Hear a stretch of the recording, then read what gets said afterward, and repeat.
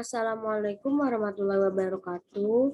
Saya Selvia Nur Kamarina ingin berpresentasi untuk memenuhi tugas ujian akhir semester fonologi dengan NIM 32.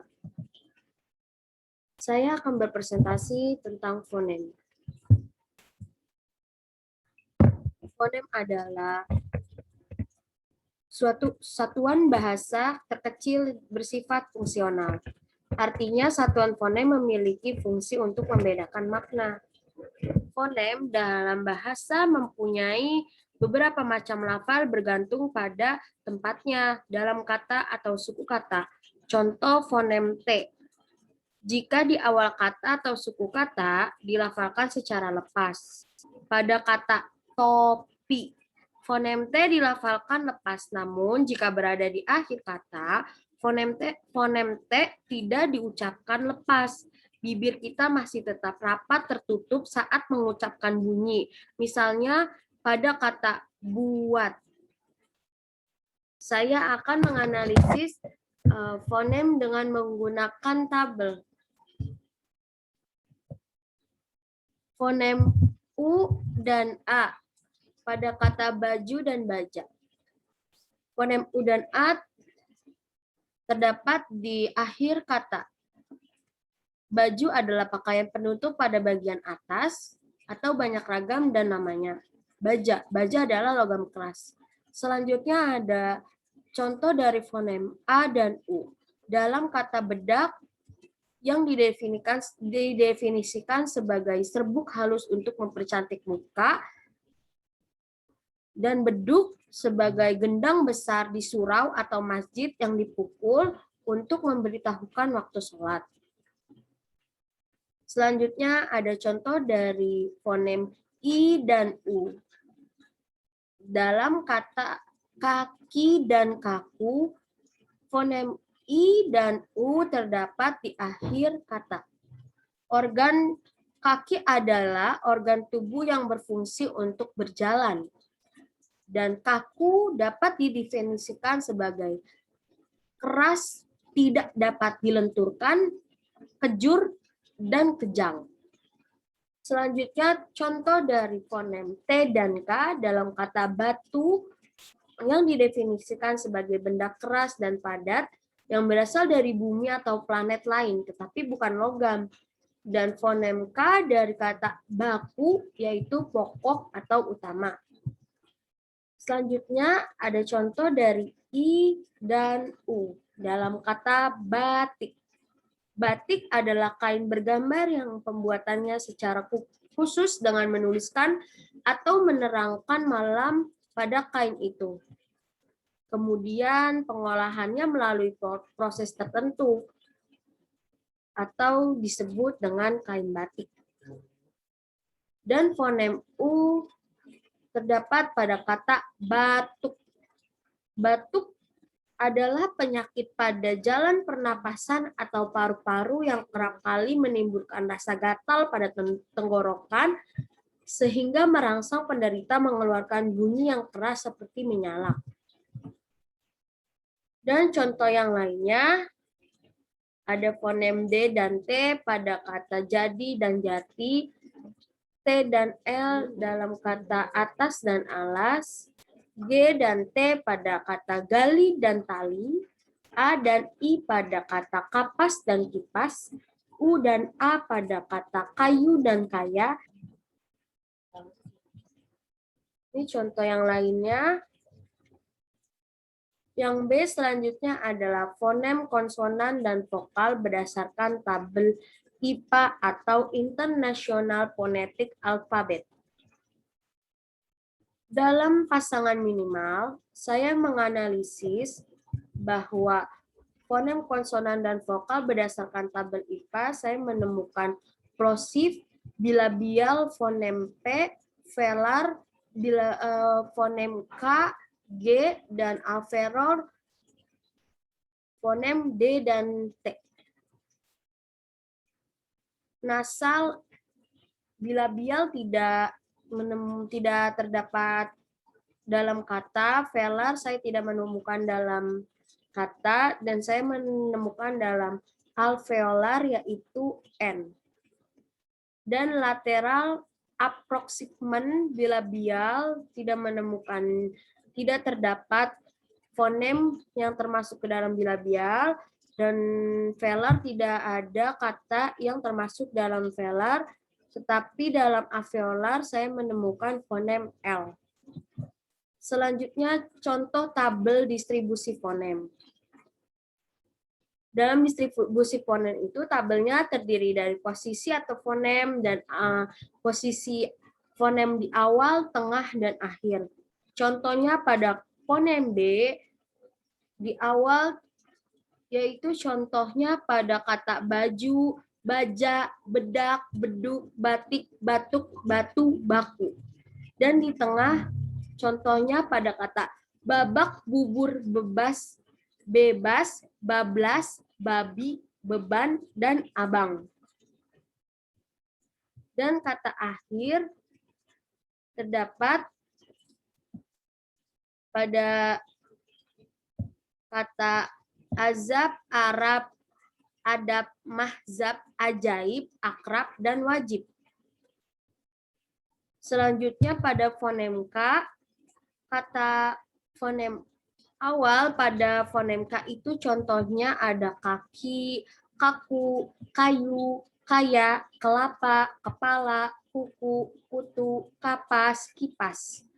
Dan pada fonem yang terdiri di tengah yaitu ada kata dekat, cakap, lekas, paksa, kakak, kakek, makna, waktu, dan makan.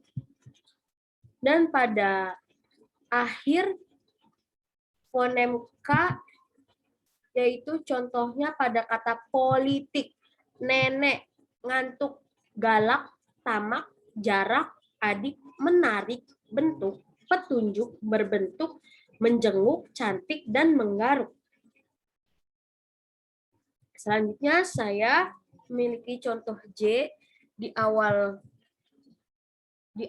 kata saya menemukan contoh kata jadi dan jati. Di tengah kata saya menemukan baju, biji, berjuang, dan di akhir saya menemukan kata bajai atau bisa disebut dengan bajai.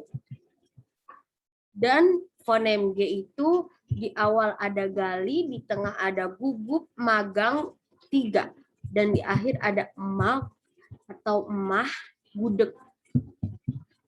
Fonem T ada tali, di tengah ada kata mata, dan di akhir ada kata rapat, adat, alamat, empat, dan tempat.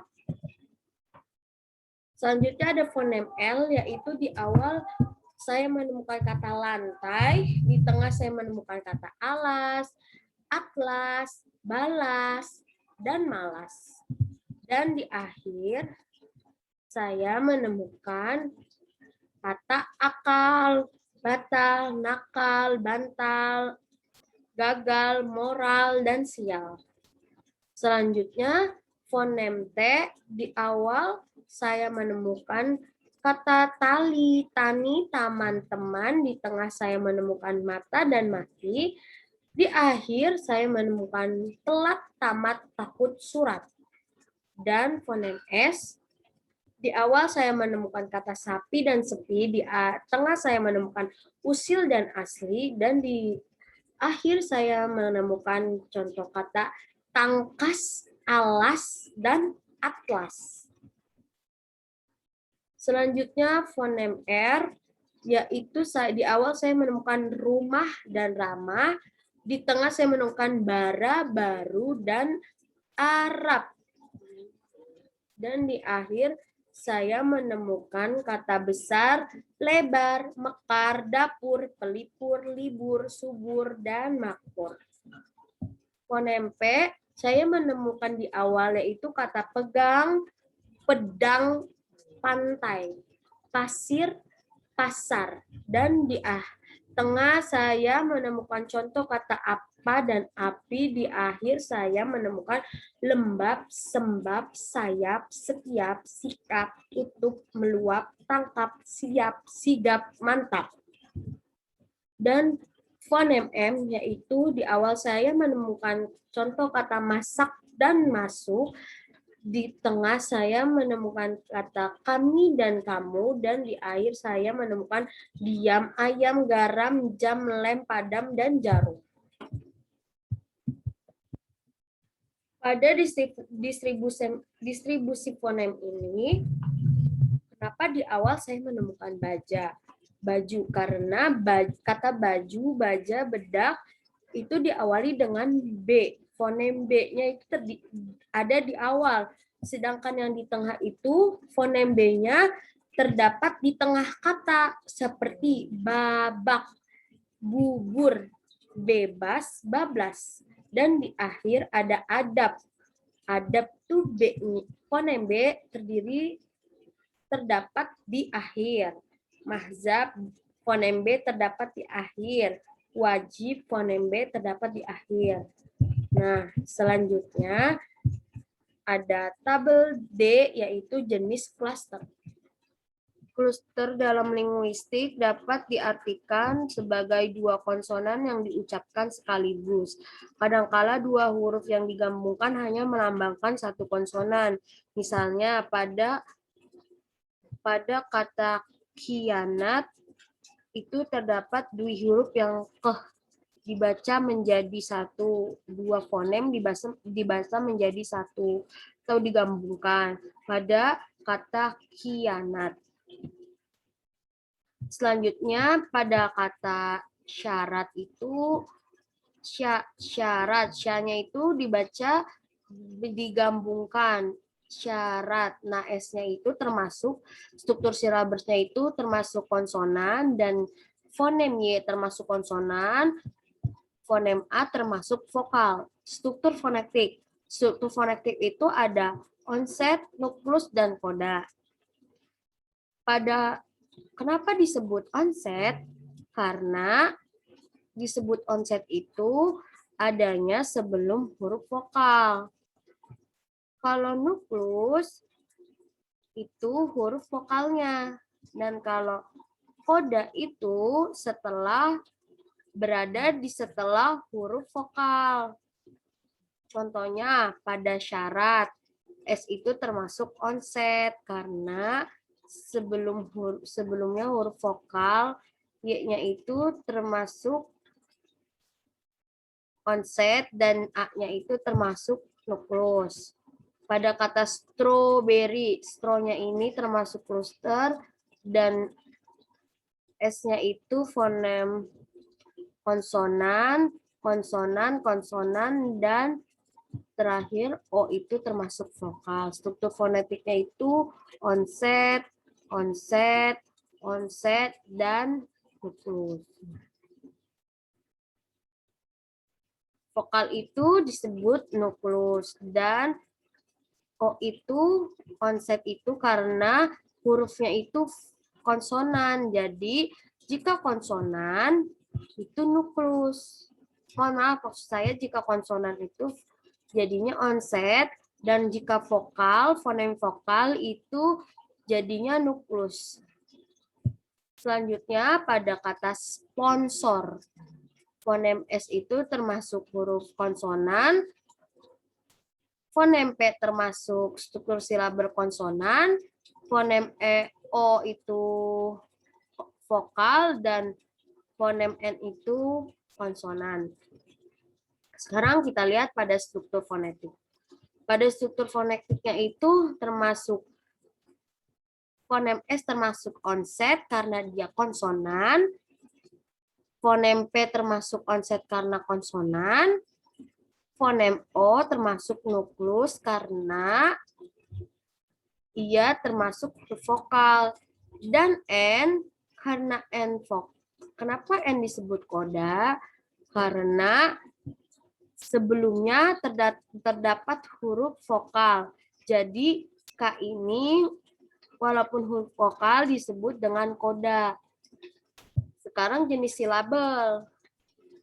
Kalau mohon maaf, maksud saya kalau diakhiri dengan fonem vokal itu terbuka, dan kalau diakhiri dengan fonem konsonan di jenis silabelnya itu tertutup.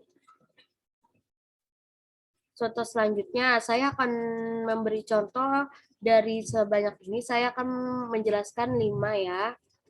Yang selanjutnya itu skema. Skema-nya itu kan 3 fonem yang dibaca menjadi satu, skema.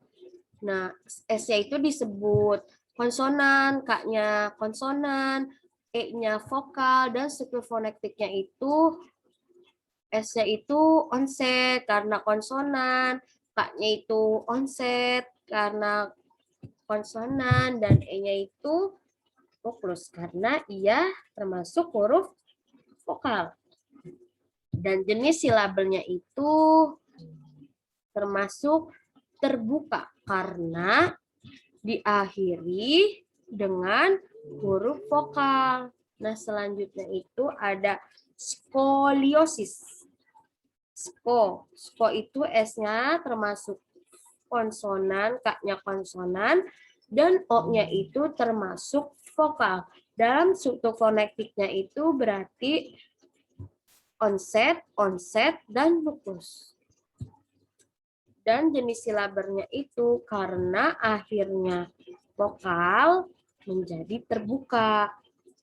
Nah, yang selanjutnya yaitu tabel alofon. Alofon adalah varian pelafalan fonem berdasarkan posisi dalam kata. Ini adalah tabel alofon, yaitu terdiri dari fonem, suku kata terbuka, dan suku kata tertutup. Nah, contohnya itu pada fonem A, yaitu aku. Kenapa aku? Kenapa disebut A? Kenapa kata aku disebut suku kata terbuka? Karena A-nya ini dibaca jelas. Dan biasanya dalam pelafalannya itu kita membuka mulut. Aku. Dan papan disebut suku kata tertutup. Kenapa? Karena dalam fonem A, dalam papan, itu biasanya A-nya ini kan terdapat di akhir papan. Nah, kita biasanya sedikit menutup mulut kita dalam pelafalan. Dan biasanya A-nya ini tidak dibaca jelas, namun terlihat atau digabung dengan an, jadi papan. Nah, kalau struktur kata terbuka itu, A-nya itu dibaca jelas dan terbuka. Aku. Selanjutnya dalam I. Suku kata terbukanya itu ada ikan. Nah, I-nya itu dibaca jelas. Sedangkan suku kata tertutup ada salin. Nah, lin. Jadi digabung I-nya sama N-nya itu terkesan digabung. Contohnya yang selanjutnya fonem U yaitu ular, dan suku kata tertutupnya ada warung. Yang E-nya itu ada teman, yaitu yang suku kata tertutupnya ada bebek. Yang O ada roti dan pojok. Yang D ada dodol dan duduk. Kata T, fonem T, suku kata terbukanya itu tari dan tomat. Fonem P ada payung dan tutup. Sekian presentasi dari saya. Mohon maaf apabila ada kesalahan dalam pengucapan, penyampaian, dan pelafalan. Mohon maaf. Wassalamualaikum warahmatullahi wabarakatuh.